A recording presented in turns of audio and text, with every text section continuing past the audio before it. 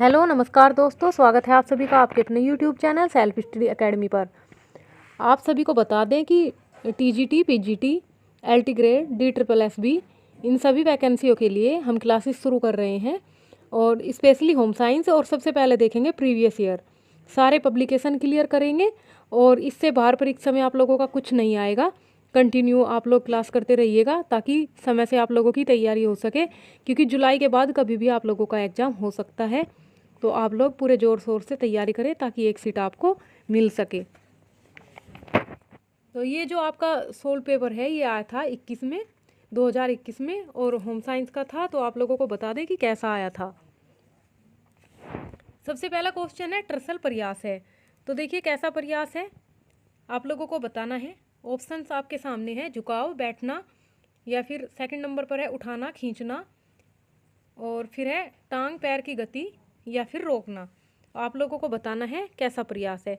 तो आप लोगों का प्रीवियस ईयर क्वेश्चन है, तो आप लोगों ने जिन लोगों ने एग्ज़ाम दिया होगा उनको पता भी होगा कि क्या आया था।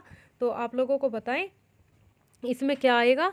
तो इसमें जो आएगा एक तरह से झुकाव, यानी कि बैठने की जो स्थिति होती है उसको कहते हैं।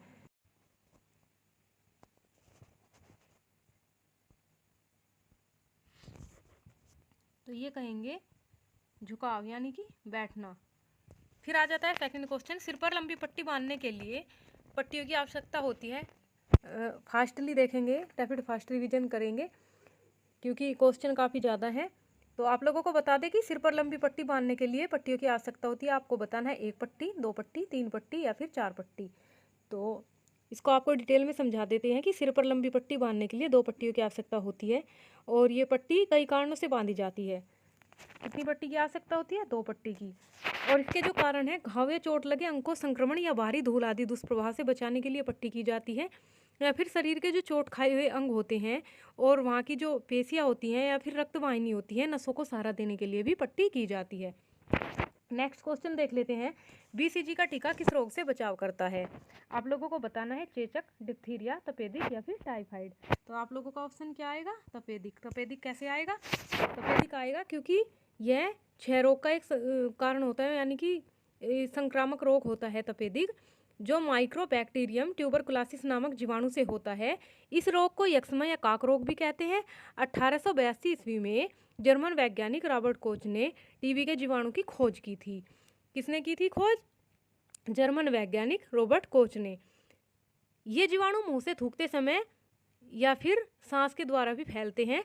तपेदिक या क्षय रोग से बचाव के लिए बीसीजी का टीका शिशु के जन्म से 24 घंटे के अंदर लग जाना चाहिए। कब लग जाना चाहिए? 24 घंटे के अंदर। नेक्स्ट क्वेश्चन देख लेते हैं, आंतों की भित्ति से उत्पन्न होने वाले हार्मोन्स को क्या कहते हैं? आप लोगों को बताना है इंसुलिन, ग्लूकोटोन या फिर कोलिसिस्टोकाइनिन या फिर सोमाटोस्टेनिन क्या कहा जाता है? तो आप लोगों को बताना है क्या कहते हैं। तो आंतों की भित्ति से उत्पन्न होने वाले हार्मोन को कोलिसिस्टोकाइनिन कहलाते हैं, जो जठरांत प्रणाली का एक पेप्टाइड हार्मोन है। कैसा हार्मोन है? Peptide hormone. यह वसा और प्रोटीन के पाचन को प्रोत्साहित करने के लिए जिम्मेदार होता है। कोलिसिस्टोकाइनिन, जिसे आधिकारिक तौर पर पैनक्रोजाइमिन कहा जाता है, को ग्रहणी यानी कि छोटी आंत के पहले खंड में एंड्रोकोनाइनिन कोशिकाओं द्वारा स्त्रावित किया जाता है। एंड्रोक्राइनिन कोशिकाओं द्वारा स्त्रावित किया जाता है। फिर नेक्स्ट क्वेश्चन देख लेते हैं, ढाका के मलमल का निर्माण होता है। ढाका के मलमल का निर्माण कहाँ होता है, कैसे होता है, इस पर भी बात करेंगे। तो कैसे होता है? सूती रेशों से होता है। कैसे होता है? सूती रेशों से। आपको बता दें कि ढाका के मलमल का निर्माण सूती रेशों से होता है। मसलिन या मलमल शब्द मछलीपट्टनम नामक भारतीय पतन से आया है। मलमल की साड़ी अंगूठी से निकल जाती है, यानी कि इतनी सॉफ्ट होती है कि मलमल की साड़ी अंगूठी से निकाल सकते हैं। किंतु अंग्रेजों की दमनकारी व्यापारिक नीति के कारण यह उद्योग नष्ट हो गया, क्योंकि अंग्रेज चाहते थे कि हमारा ही व्यापार चले, इन लोगों का व्यापार ना चले। तो अंग्रेजों ने जो यहाँ के जो भी कारीगर थे और जो यहाँ का उद्योग था, प्रसिद्ध था, वो नष्ट करने का प्रयास किया। भारतीय मलमल हाथ से निर्मित होता है, अत्यंत कोमल सूत से बनाया जाता है। भारत का यह भाग जो आजकल बांग्लादेश में है, इसका मुख्य केंद्र था, यानी कि वो हिस्सा बांग्लादेश में है जहाँ पर ये प्रमुख रूप से बनाया जाता था। 17वीं और 18वीं शताब्दी में भारत से ही मसलिन मलमल पूरे यूरोप में निर्यात की जाती है। कहाँ की जाती है? पूरे यूरोप में निर्यात की जाती है। अब नेक्स्ट देख लेते हैं, रक्त एवं उत्कोष में कीटोन बॉडीज एकत्रित होती है। कहाँ पर एकत्रित होती है आप लोगों को बताना है। आपके ऑप्शन क्या क्या है? हाइपोग्लाइसीमिया या फिर हाइपरग्लाइसीमिया या फिर डायबिटिक कोमा या फिर सीलियक रोग। तो आपका आंसर क्या हो जाएगा? आपका आंसर हो जाएगा डायबिटिक कोमा। डायबिटिक कोमा कैसे हो जाएगा इस पर भी बात करेंगे। डायबिटिक कोमा के बारे में बात कर लेते हैं, आप लोगों को इसके बारे में पूरी इन्फॉर्मेशन भी नहीं होगी। तो रक्त एवं उत्कों में कीटोन बॉडीज डायबिटिक कोमा में एकत्रित होती है। कहाँ पर होती है? कीटोन बॉडीज डायबिटिक कोमा में एकत्रित होती है। डायबिटिक कोमा डायबिटीज से जुड़ी एक ऐसी जटिलता होती है जिसके कारण मरीज बेहोश हो जाता है। यदि किसी व्यक्ति को डायबिटीज है तो उच्च ब्लड शुगर यानी कि हाइपरग्लाइसीमिया और बहुत कम ब्लड शुगर अर्थात हाइपोग्लाइसीमिया के कारण डायबिटिक कोमा होता है। कैसे होता है? हाइपोग्लाइसीमिया के कारण या फिर हाइपरग्लाइसीमिया और बहुत कम ब्लड शुगर अर्थात हाइपोग्लाइसीमिया के कारण डायबिटिक कोमा होता है। अब नेक्स्ट देखते लेते हैं, मिलावट किसको कहते हैं। तो आप लोगों को पता ही है, बाहरी वस्तुओं को भोजन में मिलाने को कहते हैं, या भोजन से मूल्यवान वस्तुओं को या तत्वों को निकालने को कहते हैं, या फिर अधिक गुणवत्ता वाले पदार्थ के मूल्य पर कम गुणवत्ता का सामान बेचने को कहते हैं, या फिर समस्त जो भी ऑप्शन दिए गए हैं सबको कहते हैं। तो देखिए, बाहर से मिलावट करेंगे वो भी मिलावट होगी, मूल्यवान तत्वों को निकालेंगे तो उसकी जगह कुछ और मिलाएंगे वो भी मिलावट होगी, अधिक गुणवत्ता वाले पदार्थ के मूल्य पर कम गुणवत्ता का सामान बेचेंगे यानी कि दिखाएंगे और बताएंगे अच्छा लेकिन दे देंगे लोकल, तो उसको क्या कहेंगे? उसको भी मिलावट कहेंगे। तो आंसर क्या हो जाएगा? उपयुक्त सभी। नेक्स्ट क्वेश्चन आ जाता है, उल्टा टाँका किसे कहते हैं। आपके ऑप्शन है पलटाका, मिष्टाका, टकटाका या फिर जर्सी टाका। तो आप लोगों को बताना है। तो आपका आंसर क्या हो जाएगा? उल्टा टाँका किसको कहते हैं? पलटाका को कहते हैं। क्यों कहते हैं? इसमें दो कपड़ों को मिलाकर बिल्कुल किनारे पर धागा भर देते हैं। जैसे कि दो कपड़े हुए, उनको जोड़ लिया और किनारे किनारे पर से उनमें सिलाई कर दी और फिर उन्हें उलटकर एक और धागा भर देते हैं। इसमें कपड़े के सब धागे सिलाई के अंदर हो जाते हैं और सिलाई पीछे की ओर से भी अत्यंत साफ और सुंदर दिखती है। तो इसलिए इसको पलटाका कहते हैं।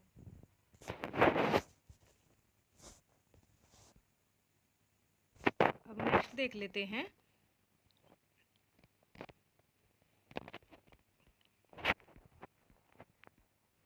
गृह व्यवस्था एक व्यवहारिक विज्ञान है, यह किसने कहा था। आप लोगों को बताना है कि गृह व्यवस्था एक व्यवहारिक विज्ञान है, यह किसने कहा था। ग्रास एम क्रैंडल ने, कोटजिन ने, राजमल पी देवदास ने या फिर इरीन ओपनहीम ने, किसने कहा था। तो ये कोटजिन की फेमस डेफिनेशन है कि गृह व्यवस्था एक व्यवहारिक विज्ञान है जिसमें प्रबंधन के माध्यम से परीक्षण निकाला जाता है। किसके माध्यम से? प्रबंधन के। कैसे? यानी कि गृह व्यवस्था के रख रखाव और उसकी जो भी व्यवस्था बनती है उसके हिसाब से कार्य किया जाता है और कार्य की देखरेख की जाती है। तो ये किसने बताया था? ये बताया था कोटजिन ने। किसने बताया? ये बताया, इसको मार्क कर लेते हैं, किसने बताया? ये बताया था कोटजिन ने। अब नेक्स्ट क्वेश्चन है, निम्न में से कौन सा शुद्ध तरल आहार नहीं है। आप लोगों को बताना है कि शुद्ध तरल आहार नहीं है। तो कौन सा नहीं है शुद्ध तरल आहार, इसके बारे में बात कर लेते हैं कि शुद्ध तरल आहार कौन सा नहीं है। फलों का रस नहीं है, नींबू पानी नहीं है, दाल का पानी नहीं है या फिर चाय नहीं है।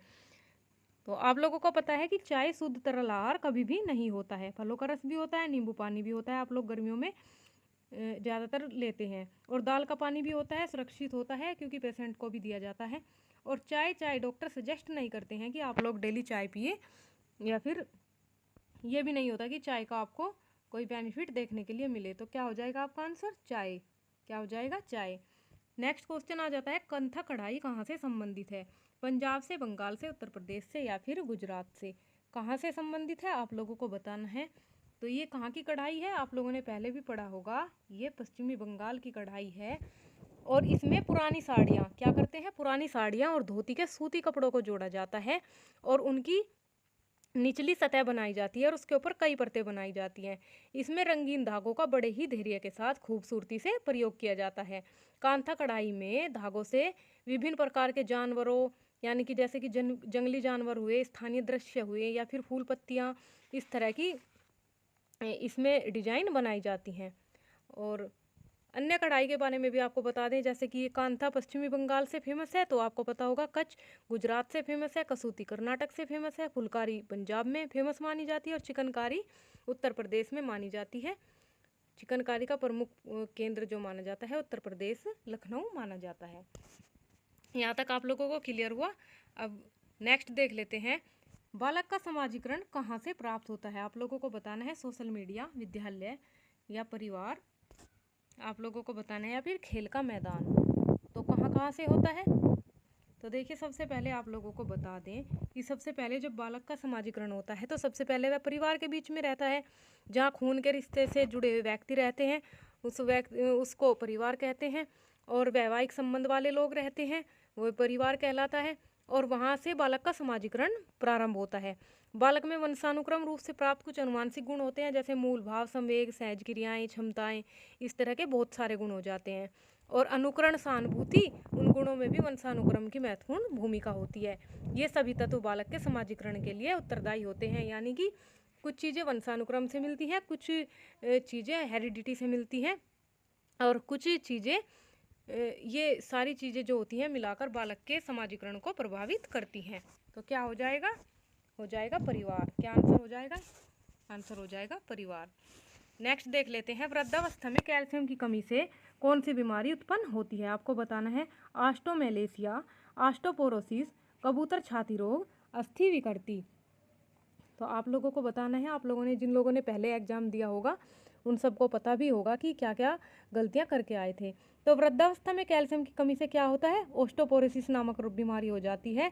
ये क्या होता है, हड्डियों का रोग होता है। इसमें फ्रैक्चर का खतरा बढ़ जाता है। इसमें अस्थि खनिज घनत्व यानी कि BMD कम हो जाता है, यानी कि अस्थि सूक्ष्म संरचना विघटित हो जाती है। और अस्थियों में संग्रहित, यानी कि अस्थियों में जो एकत्रित प्रोटीन होती है उसकी विविधता परिवर्तित हो जाती है, परिवर्तन आ जाता है उसमें। और उसकी वजह से क्या होता है कि हड्डियां कमज़ोर हो जाती हैं और ऑस्टोपोरोसिस नामक बीमारी हो जाती है। तो क्या हो जाएगा, इसका आंसर हो जाएगा आप लोगों का, क्या आंसर हो जाएगा, ऑस्टोपोरोसिस। नेक्स्ट है, प्रसार शिक्षा का प्रथम चरण क्या है। आप लोगों को बताना है कि प्रसार शिक्षा का प्रथम चरण क्या है। ध्यान आकर्षण, संतुष्टि, रुचि या फिर इच्छा। तो प्रसार शिक्षा का प्रथम चरण क्या होगा। सबसे पहले तो सोचने लायक बात है कि प्रसार शिक्षा का प्रथम चरण क्या है। जब आप लोग किसी भी चीज़ पर ध्यान नहीं दोगे, जब आपका ध्यान ही कोई आकर्षित नहीं करेगा, तो आप किसी की बातों को क्या ही समझोगे, क्या ही संतुष्टि प्राप्त करोगे, और क्या ही इच्छा जाहिर करोगे, और क्या ही आपकी इसमें रुचि होगी। तो सबसे पहले क्या होता है, सबसे पहले होता है ध्यान आकर्षण। कोई चीज़ आपका ध्यान खींचती है तभी आप उसमें रुचि दिखाते हो, और आपकी इच्छा होती है तभी आप उसमें संतुष्टि प्राप्त करते हो। तो इसका आंसर क्या होना चाहिए, ध्यान आकर्षण। नेक्स्ट आ जाता है, लिनन तंतु के तंते, जो लिनन तंतु होता है वो किस पौधे के तने से प्राप्त होता है। तो बताना है आपको, जूट के पौधे से प्राप्त होता है, कपास के पौधे से प्राप्त होता है, फ्लैक्स के पौधे से प्राप्त होता है, हिम्प के पौधे से प्राप्त होता है। तो आंसर हो जाएगा आपका, लिनन तंतु फ्लैक्स के पौधे के तने से प्राप्त होता है। यानी कि सन से बने वस्त्र पश्चिमी देशों में लिनन के रूप में जाने जाते हैं, आप सभी लोग जानते होंगे, नॉर्मली आप लोगों ने पढ़ा भी होगा। और परंपरागत रूप से चादरों, अंडर क्लॉथ और टेबल लिनन के लिए ये सब प्रयोग किए जाते हैं। तो कैसे प्राप्त होता है, फ्लैक्स के पौधे से प्राप्त होता है। एग्जाम में आ जाएगा, तो आप लोग बिल्कुल भी इसको नहीं बोलोगे कि कहाँ से प्राप्त हुआ था। फ्लैक्स के पौधे से लिनन तंतु प्राप्त हुआ था, प्रीवियस ईयर के एग्जाम में भी देखा था और अब भी आप लोगों ने देख लिया। अब नेक्स्ट आ जाता है आप लोगों का कि निम्न विषों में कौन सा निद्राकारी विष है। अफीम, शराब, गांजा या फिर भांग। यानी कि कौन कौन से नशे हैं जिनको करने से आप लोगों को क्या होता है, नींद आ जाती है। तो अफीम, शराब, गांजा या फिर भांग। तो क्या हो जाएगा, अफीम निद्राकारी विष होता है। कैसे होता है अफीम, आपका आंसर हो जाएगा अफीम। अफीम कैसे होता है, अफीम पेपेवर सोमनिफेरम, क्या, अफीम पेपेवर सोमनिफेरम के पौधे के दूध से प्राप्त होता है, यानी कि उसको सुखाकर बनाया जाता है। इसके सेवन से क्या होता है, मादकता आती है। और अफीम में कितने परसेंट मॉर्फिन पाई जाती है? 12%। कितने परसेंट? 12% मॉर्फिन पाई जाती है, जिसका प्रोसेस करके यानी कि जिसकी प्रक्रिया पूरी करके इसमें क्या बनाया जाता है? हीरोइन नामक मादक पदार्थ बनाया जाता है। आपने सुना होगा हीरोइन नामक मादक पदार्थ। और इससे क्या होता है? ड्रग्स तैयार करते हैं, जो कि एक निद्राकारी विष होता है। अब नेक्स्ट आ जाता है हैजा किसके द्वारा फैलने वाला रोग है? वायु द्वारा, जल द्वारा, भोजन द्वारा, या फिर इनमें से कोई नहीं। तो यह कैसा रोग है? आप लोगों को बताना है कि हैजा कैसा रोग है। तो आपको बता दें कि हैजा एक संक्रामक रोग है जो विब्रियो कालेरी नामक जीवाणु के द्वारा होता है। हैजा जल द्वारा फैलने वाला रोग है। मक्खियां गंदे पानी के स्थानों पर बैठती हैं तथा इस रोग के जीवाणु को हमारे खाद्य पदार्थों तक पहुंचाकर क्या करती हैं? हैजे को फैलाती हैं। और इसमें क्या होता है? रोगी को लगातार दस्त होते हैं, उल्टियाँ होती है और शरीर में ऐंठन होती है। तो ये कैसे फैलता है? जल द्वारा फैलता है। और बाद में इसमें पेशाब आना भी रुक जाता है और क्या होता है? नाड़ी की गति तीव्र हो जाती है, रोगी का शक्तिपात हो जाता है, यानी कि उसके शरीर में जान भी नहीं रहती और इसमें रोगी की मृत्यु तक हो जाती है। अब नेक्स्ट देखते हैं, दिए गए विकल्पों में प्रसार शिक्षा की सर्वोत्तम विधि कौन सी है? आप लोगों को बताना है कि सर्वोत्तम विधि कौन सी है। फास्ट इसलिए चल रहे हैं ताकि आप लोग जल्दी से कवर कर पाएँ और इस वीडियो को कई कई बार देखें, रिपीट करें, ताकि आप प्रीवियस ईयर में बिल्कुल भी अगर कोई भी क्वेश्चन आ जाता है, क्योंकि कई बार क्वेश्चन रिपीट हो जाते हैं, तो आप लोगों को कोई भी प्रॉब्लम ना हो। ऐसे ये पूरी सीरीज कंप्लीट करेंगे, कोई भी पब्लिकेशन नहीं बचेगा और ना ही कोई भी प्रीवियस ईयर बचेगा, सभी को यहीं पर देखेंगे। ज़रूरत है दमदार तैयारी की। तो इसमें देख लेंगे दिए गए विकल्पों में प्रसार शिक्षा की सर्वोत्तम विधि कौन सी है। फर्स्ट ऑप्शन है आपका आकार व ग्राफ, सेकंड प्रदर्शनी, थर्ड आता है चित्र एवं फोटोग्राफ और फोर्थ आता है श्रव्य सामग्री। तो क्या आ जाएगा? सबसे विधि अच्छी विधि कौन सी होती है? सर्वोत्तम विधि होती है प्रदर्शनी, क्योंकि इसमें किसी भी चीज़ को बड़े अच्छे से देख सकते हैं, संरचना देख सकते हैं, कार्य प्रणाली को समझ सकते हैं। ये सब सारी चीज़ें दृश्य को से स्पष्ट हो जाती हैं। और दृश्य करने के लिए क्या करना पड़ता है? प्रदर्शनी लगानी पड़ती है। और इसमें हम क्या कर सकते हैं? शिक्षण करने पर मूर्त से अमूर्त शिक्षा का अनुसरण किया जाता है। प्रदर्शन विधि में अध्यापक कक्षा में चार्ट मॉडल का आयोजन करके संबंधित विषय वस्तु का स्पष्टीकरण करता है। अब नेक्स्ट आ जाता है, तो इसमें आपका आंसर क्या हुआ? प्रदर्शनी। नेक्स्ट आता है, वृद्धि के दौरान बच्चों को किस अमीनो अम्ल की आवश्यकता होती है? यानी कि जब बच्चे बढ़ते हैं तो उनको कौन से अमीनो अम्ल की आवश्यकता होती है? आप लोगों को बताना है। तो इसमें बच्चों को हिस्टाडीन या हिस्टीडाइन, दोनों में परिवर्तन है, याद रखना, दोनों अलग अलग शब्द हैं। वृद्धि के दौरान बच्चों को हिस्टाडीन या हिस्टीडाइन, कोई सा भी आपके एग्जाम में पूछ सकता है, आप इसमें कंफ्यूज बिल्कुल भी नहीं होंगे।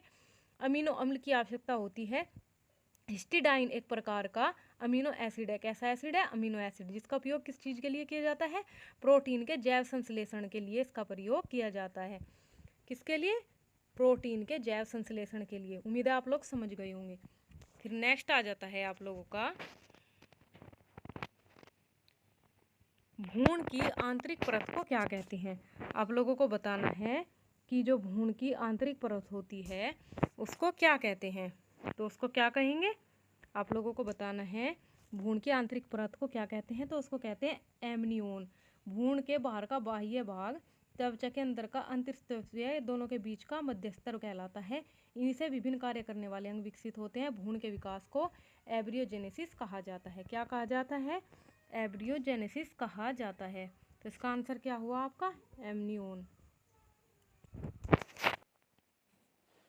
क्या होता है? रक्त में शर्करा की सामान्य मात्रा 80 से 120 मिलीग्राम प्रति 100 मिली रक्त होती है। रक्त शर्करा यानी कि रक्त में उपस्थित ग्लूकोज की जो मात्रा होती है उसको रक्त शर्करा कहते हैं। रक्त वाहिनियों द्वारा जो ग्लूकोज होता है शरीर की कोशिकाओं का मुख्य ऊर्जा स्रोत होता है। इसके असंतुलन से यानी कि जब रक्त में इसका बैलेंस बिगड़ जाता है तो क्या होता है? डायबिटीज यानी कि शुगर, जिसको हम मधुमेह भी कहते हैं। नेक्स्ट क्वेश्चन आ जाता है, देख लेते हैं नेक्स्ट क्वेश्चन। ग्रामीण स्वास्थ्य योजना का शुभारंभ किस वर्ष किया गया था? आप लोगों को बताना है ग्रामीण स्वास्थ्य योजना का शुभारंभ किस वर्ष किया गया था। तो किस वर्ष किया गया था? ग्रामीण स्वास्थ्य योजना का शुभारंभ 1977 में किया गया था। कब किया गया था? 1977 में। जबकि राष्ट्रीय ग्रामीण स्वास्थ्य मिशन का शुभारंभ कब किया गया? 12 अप्रैल 2005 में किया गया था। राष्ट्रीय ग्रामीण स्वास्थ्य मिशन यानी कि नेशनल रूरल हेल्थ मिशन ग्रामीण भारत में ग्रामीण स्वास्थ्य सुधार के लिए स्वास्थ्य मंत्रालय द्वारा चलाए जाने वाला स्वास्थ्य कार्यक्रम है। शुरू में यह मिशन केवल 7 साल 2005 से 2012 तक के लिए रखा गया था। इस मिशन में विभिन्न कार्यक्रम जैसे प्रजनन, बाल स्वास्थ्य परियोजना, एकीकृत रोग निगरानी, मलेरिया, तपेदिक, कालाजार तथा कुष्ठ रोग आदि के लिए एक ही स्थान पर सभी सुविधाएं प्रदान करने से संबंधित ये कार्यक्रम है। आई होप आप लोगों को समझ में आ गया होगा। नेक्स्ट क्वेश्चन है, शरीर की रोगों से संघर्ष करने की शक्ति को क्या कहते हैं? इसका आप सभी को पता ही होगा कि क्या कहते हैं। तो इसको क्या कहते हैं आप लोगों को बताना है। शरीर में रोगों से संघर्ष करने की जो शक्ति होती है इसको क्या कहते हैं? रोग प्रतिरोधक क्षमता कहते हैं। क्या कहते हैं? रोग प्रतिरोधक क्षमता। प्रतिरक्षा एक जैविक प्रक्रिया होती है जो संक्रमण, बीमारी या अन्य अवांछित जैविक हमलावरों के लिए पर्याप्त जैविक रोग प्रतिरोध होने की स्थिति का वर्णन करती है। यानी कि जब हमारे शरीर में कोई भी बीमारी हो जाती है तो उससे जो लड़ती है वह कैसी क्षमता लड़ती है? रोग प्रतिरोधक क्षमता लड़ती है। यानी कि जो हमारे शरीर में कुछ अच्छे जीवाणु होते हैं वो उसका सामना करते हैं और उन जो बुरे रोगाणु होते हैं उनको वो नष्ट कर देते हैं। रोग क्षमता दोनों विशिष्ट और गैर विशिष्ट घटकों को सम्मिलित करती है। नेक्स्ट क्वेश्चन है, अंतर्राष्ट्रीय स्वास्थ्य दिवस कब मनाया जाता है? तो कब मनाया जाता है? विश्व स्वास्थ्य संगठन WHO विश्व के देशों के स्वास्थ्य संबंधी समस्याओं पर आपसी सहयोग एवं मानक विकसित करने की संस्था है। आप सभी लोगों को इसके बारे में पता है, बहुत सारी परीक्षाओं में ये बार बार क्वेश्चन आता भी है। विश्व स्वास्थ्य संगठन जो होता है उसमें कितने देश हैं? उसमें 193 सदस्य देश हैं तथा 2 संबंध सदस्य देश हैं। वह संयुक्त राष्ट्र संघ की एक अनुषंगिक इकाई है। इस संस्था की स्थापना 7 अप्रैल 1948 को की गई थी। इसलिए प्रत्येक साल 7 अप्रैल को विश्व स्वास्थ्य दिवस या अंतर्राष्ट्रीय स्वास्थ्य दिवस के रूप में मनाया जाता है। कब मनाया जाता है? 7 अप्रैल को। आप लोग इसको भूलेंगे नहीं। नेक्स्ट क्वेश्चन आ जाता है, हाइजीन शब्द हाइजिया से लिया गया है जिसका अर्थ क्या है?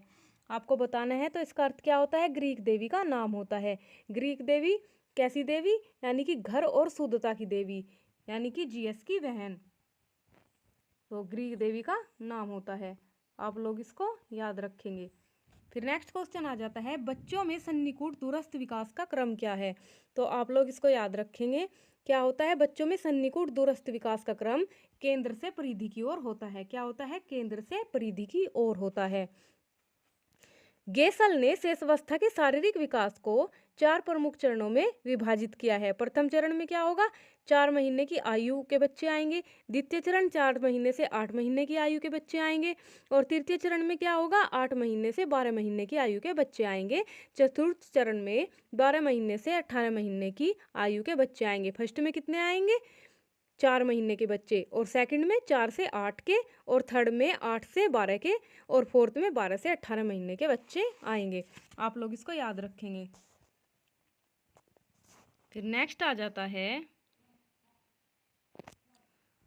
पाश्चुतीकरण किसके संरक्षण की विधि है? आप लोगों को बताना है कि पाश्चुतीकरण यानी कि पाश्चुरीकरण किसके संरक्षण की विधि है। तो आप लोगों को बताना है कि इस प्रक्रिया से हम क्या बना सकते हैं। तो देखिए, पाश्चुरीकरण दुग्ध संरक्षण की विधि है। पाश्चुरीकरण एक ऐसी प्रक्रिया है जिसमें किसी भोज्य पदार्थ, तरल पदार्थ को खास तापमान पर कुछ निर्धारित समय के लिए गर्म करने के बाद तुरंत ठंडा कर लिया जाता है। इसमें क्या होता है? मौजूद सूक्ष्म निष्क्रिय हो जाते हैं जिसके चलते लंबे समय तक वो बेकार नहीं होता, सुरक्षित रख सकते हैं। प्रक्रिया को जो शुरू किया था वो किसने किया था? प्रक्रिया की खोज किसने की थी? तो ये की थी फ्रांसीसी केमिस्ट व माइक्रोबायोलॉजिस्ट लुई पास्चर को कहा जाता है। इनके नाम पर ही इसका नाम पाश्चुरीकरण पड़ा था। आप लोग इसको भूलेंगे नहीं। तो इसका आंसर क्या हो जाएगा? दूध। अब नेक्स्ट क्वेश्चन आ जाता है आपका, ICSRNIN 2020 RDA सारणी के अनुसार सामान्य आधारीय चयापचय दर पर संदर्भित भारतीय महिला व पुरुष का वजन कितना बताया गया है? ये RDA आपका चेंज होता रहता है, तो आप न्यू RDA देख लेंगे, लेकिन ये 2021 में आया था, तो आप इसको भी याद रखेंगे कि पूछ सकता है कि उसमें कितना बताया गया था। तो कितना होता है आप लोगों को इसके बारे में बताना है। तो 2020 में कितना बताया गया था? पुरुष का वजन बताया गया था 65 किलो और महिला का बताया गया था 55 किलो।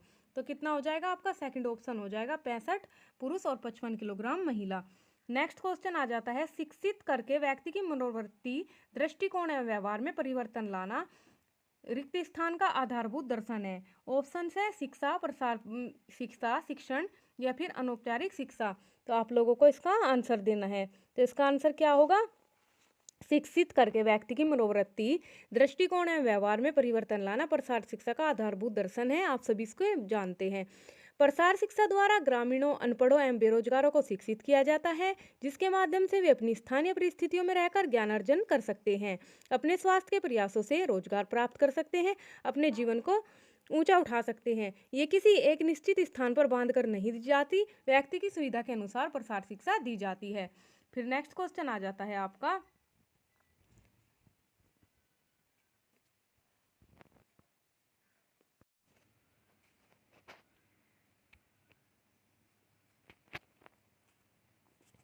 नेक्स्ट क्वेश्चन है, जठर रस में पाया जाने वाला एंजाइम कौन सा है? आपके ऑप्शन है एमाइलेज, पेप्सिन, लाइपेज या फिर ट्रिप्सिन। तो आप लोगों को बता दें, जठर रस के दो मुख्य अवयव पेप्सिन नामक एंजाइम और हाइड्रोक्लोरिक अम्ल, जिसको हम HCl शॉर्ट फॉर्म में कहते हैं, होते हैं। पेप्सिन की विशेष क्रिया प्रोटीन पर होती है, जिसमें हाइड्रोक्लोरिक अम्ल पाया जाता है, जिसमें हाइड्रोक्लोरिक अम्ल पाया जाता है या फिर सहायता करता है।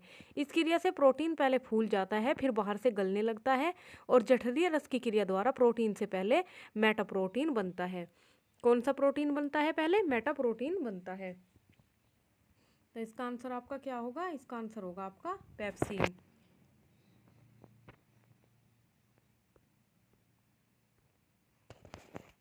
नेक्स्ट क्वेश्चन है, शिक्षित करके व्यक्ति की मनोवृत्ति, दृष्टिकोण एवं व्यवहार में परिवर्तन लाना रिक्त स्थान का आधारभूत दर्शन है। आप लोगों को बताना है कि आधारभूत दर्शन है, इसमें क्या आएगा? तो इसमें क्या आएगा? इसमें आएगा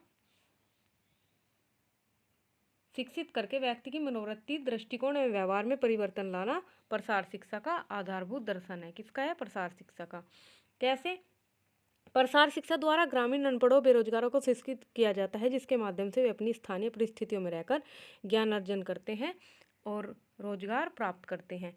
फिर नेक्स्ट क्वेश्चन आ जाता है, स्काउरिंग का प्रयोग होता है। तो ऊन में स्काउरिंग का प्रयोग होता है। ऊन मूलतः रेशेदार तंतु में होता है, जो विशेष प्रकार की त्वचा की कोशिकाओं से निकलता है। ऊन पालतू भेड़ों से प्राप्त किया जाता है। कपास के बाद ऊन का सर्वाधिक महत्व है। इसके रेशे ऊष्मा के कुचालक होते हैं। तो आंसर आ जाएगा ऊन। नेक्स्ट क्वेश्चन है, हेपेटाइटिस यकृत शोथ के द्वारा फैलता है। किसके द्वारा फैलता है? तो आपको बताना है विषाणु, जीवाणु, फफूंद या फिर शैवाल। किसके द्वारा फैलता है? हेपेटाइटिस यकृत शोथ या पीलिया यह यकृत रोग का कारण है। यह वायरस विषाणु से होता है।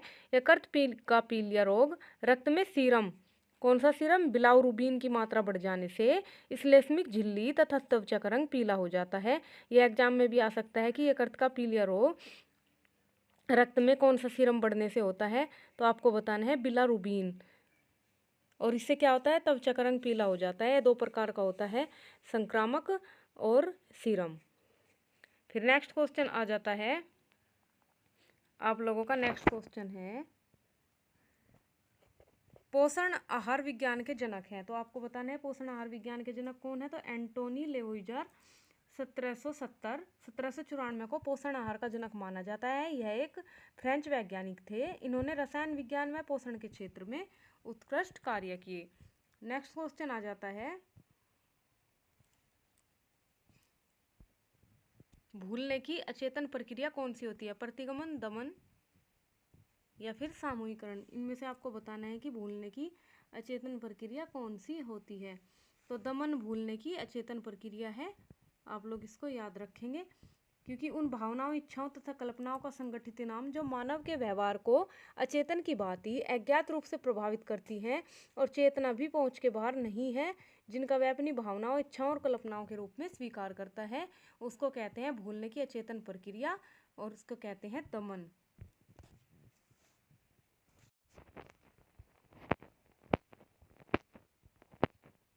जापानी पुष्पसज्जा में 100 किसको इंगित करता है? जापानी पुष्पसज्जा इकेबाना विषमता के सामंजस्य पर केंद्रित होती है। इसमें तैन, चीजिन, स्वर्ग, धरती, मनुष्य तीनों को शाखा, पत्ती और फूल की सादगीपूर्ण आकृतियों के माध्यम से एक साथ बनाया जाता है। हाइकू और इकेबाना की समानता यही है कि दोनों का यही लक्ष्य होता है। अतः जापानी पुष्पसज्जा में 100 मनुष्य को इंगित करता है। किसको करता है? मनुष्य को इंगित करता है। फिर नेक्स्ट आ जाता है प्रसव में पहले नितंबाना, इसके बाद टांगे बाएं और अंत में सिराने। यह स्थिति कैसी होती है? आप लोगों को बताना है कि यह स्थिति कैसी होती है। तो प्रसव में पहले नितंबाना, इसके बाद टांगे और बाएं और अंत में सिराने। यह स्थिति बीज जन्म कहलाती है। प्रसव के समय एक बीज प्रस्तुति तब होती है जब एक भ्रूण एक मस्तक प्रस्तुति की ओर नहीं होता है। तो कौन सा जन्म होता है? बीज जन्म। नेक्स्ट आ जाता है कार्य सरलीकरण की औपचारिक तकनीक क्या है? आप लोगों को बताना है। कार्य सरलीकरण की औपचारिक तकनीक साइक्लोग्राफ होती है। कौन सी होती है? साइक्लोग्राफ। कार्य सरलीकरण तकनीक उच्च तकनीक स्क्रब क्लीनर का प्रयोग से उच्च तकनीक तक होती है। जैसे टाइपिंग के लिए ध्वनि पहचान लेते हैं, सॉफ्टवेयर का उपयोग कर लेते हैं। कुछ अन्य उदाहरण आपको देते हैं, जैसे उठाने से बचने के लिए भारी वस्तुओं को स्लाइड करना या व्हील कार्ट का उपयोग कर सकते हैं। प्रेस करते हैं कपड़ों पर तो इसकी आवश्यकता को खत्म करने वाले पूर्व दबाए गए कपड़ों का उपयोग कर सकते हैं। तो ऐसे कार्य सरलीकरण की विधि को हम अपना सकते हैं। नेक्स्ट आ जाता है लंबे रेसे कहा जाता है। आप लोगों को बताना है लंबे रेसे किसको कहा जाता है। तो लंबे रेसे को फिलामेंट कहते हैं। लंबे रेसे थर्मोप्लास्टिक से बेहतरीन ढंग से उन्मुख फाइबर होते हैं जिनकी लंबाई कितनी। जापानी पुष्पसज्जा में 100 किसको इंगित करता है? मनुष्य को। प्रसव में पहले नितंबानस के बाद टांगे बाएं अंत में सिराने। यह स्थिति किसकी होती है? बीज जन्म की। कार्य सरलीकरण की औपचारिक तकनीक क्या है? आप लोगों को बताना है। तो इसमें आ जाएगा साइक्लोग्राफ। फिर आ जाता है वृद्धि शरीर में किस प्रकार के परिवर्तनों को दर्शाती है? तो मात्रात्मक। फिर आ जाता है लंबे रेसे को क्या कहते हैं? फिलामेंट। पारिवारिक साधन के प्रकार क्या हैं? आप लोगों को बताना है पारिवारिक साधन के प्रकार क्या है। तो पारिवारिक साधन को क्रेंडल ने 2 भागों में बांटा है। एक तो मानवीय साधन, एक भौतिक साधन। तो कितने प्रकार हुए? 2 प्रकार, मानवीय और भौतिक, जिसको हम अमानवीय भी कहते हैं। नेक्स्ट आ जाता है अब होल्स्ट्री का प्रयोग किया जाता है। किसके लिए किया जाता है? ये आप लोगों को बताना है। तो इसका प्रयोग फर्नीचर को ढकने के लिए किया जाता है। इसको याद रखेंगे। नेक्स्ट आ जाता है अनिवार्य बचत का उदाहरण क्या है? आप लोगों को बताना है सामान्य भविष्य निधि, LIC, बैंक जमा या फिर जन भविष्य निधि। तो इसका आंसर क्या होगा? इसका आंसर होगा सामान्य भविष्य निधि अनिवार्य बचत का उदाहरण होती है।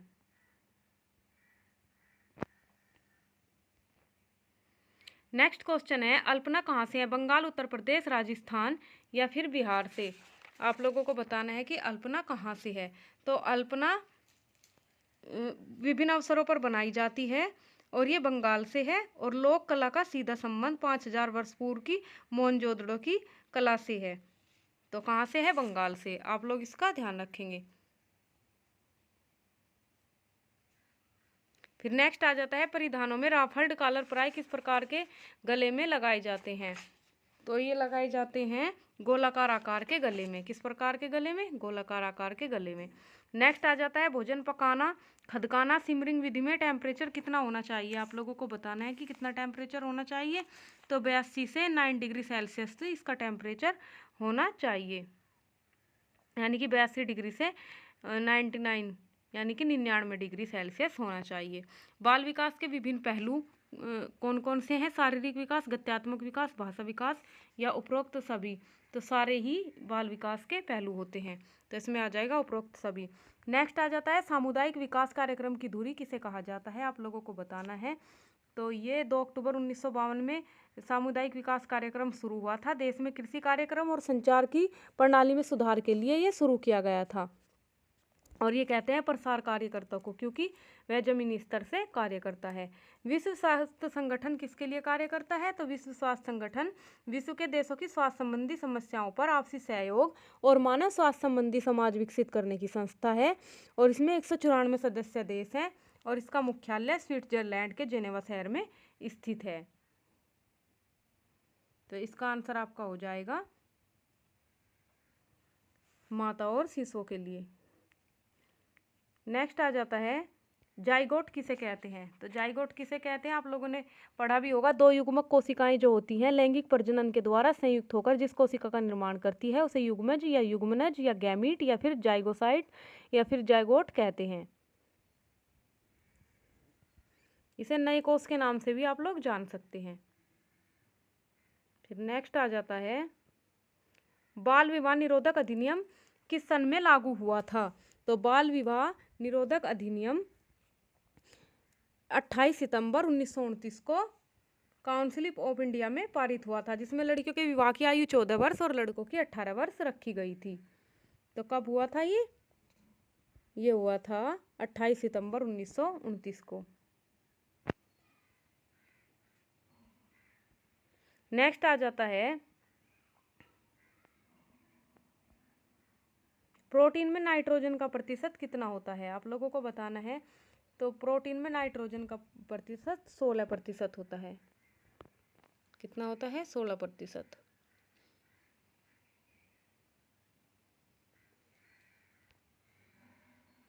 नेक्स्ट है चेचक के विषाणु का क्या नाम है? आप लोगों को बताना है। चेचक बीमारी वायरस से फैलती है, एक संक्रामक रोग है और इसके विषाणु का नाम होता है जोस्टर वायरस। विषाणु का नाम वेरिसोला जोस्टर वायरस। फिर नेक्स्ट आ जाता है चम्मच की आकृति के नाखून जैसे लक्षण वाली बीमारी को क्या कहते हैं? आप लोगों को बताना है इसको क्या कहते हैं। तो ऐसी बीमारी को एनीमिया कहते हैं। क्या कहते हैं? एनीमिया या रक्तअल्पता कहते हैं। फिर नेक्स्ट आ जाता है प्रसार शिक्षण एक विधि है। कैसी विधि है? तो यह एक व्यवहारिक शिक्षण विधि है। कैसी विधि है? व्यवहारिक शिक्षण विधि। फिर नेक्स्ट आ जाता है ICMR NIN 2020 RDA सारणी के अनुसार प्रति 2000 किलो पर फाइबर की प्रतिदिन की मात्रा कितनी निश्चित की गई है? तो कितनी निश्चित की गई है? 30 ग्राम मात्रा निश्चित की गई है। आपका आंसर हो जाएगा 30 ग्राम। नेक्स्ट आ जाता है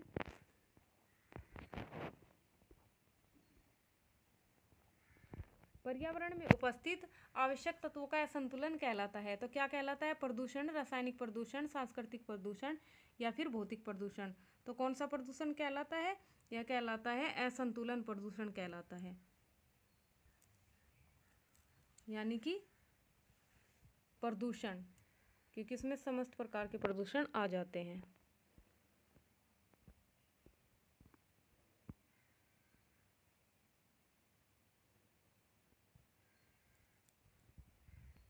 अभी तक के लिए इतना ही। आपका नेक्स्ट जो भी क्वेश्चन बचे हुए हैं उन्हें नेक्स्ट वीडियो में आप लोगों को देंगे। तब तक आप लोग बताइएगा कि आपको क्लास कैसी लगी। ये 2021 का आप लोगों का सोल्ड पेपर है जो 2021 में आपका पेपर आया था। इससे आपको सिलेबस को समझने में और एग्ज़ाम को समझने में मदद मिलेगी। अभी तक के लिए इतना ही। वीडियो को लाइक और शेयर कीजिएगा, चैनल को सब्सक्राइब कीजिएगा। धन्यवाद।